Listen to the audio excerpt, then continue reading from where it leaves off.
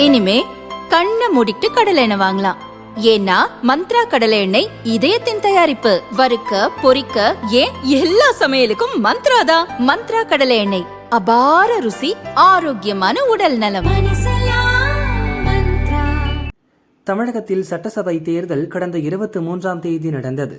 மின்னணு வாக்குப்பதிவு இயந்திரங்கள் பலத்த பாதுகாப்புடன் 62 வாக்கு எண்ணும் மையங்களுக்கு கொண்டு செல்லப்பட்டு ஸ்ட்ராங் ரூமில் வைக்கப்பட்டுள்ளது.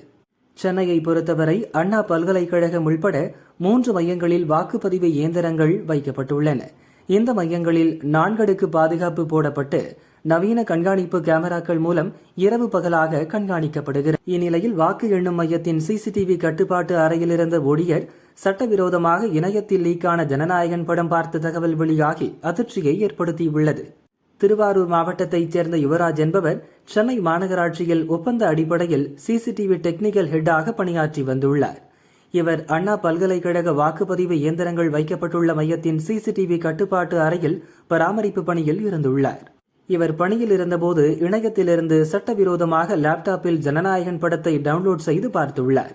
அதனை போட்டோ எடுத்து ஓட்டுப்பதிவு இயந்திரங்கள் வர இடத்துல கூட விஜய் என்ட்ரிதான் என்று சமூக வலைதளத்தில் பதிவிட்டுள்ளார்.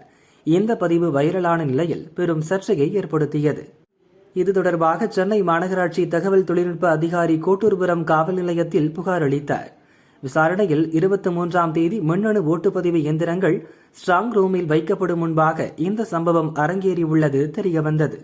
இதையடுத்து தேர்தல் பாதுகாப்பு விதிமுறைகளை மீறிய குற்றச்சாட்டின் கீழ் வழக்கு பதிவு செய்த போலீசார் யுவராஜை கைது செய்து விசாரணை நடத்தி வருகின்றனர்.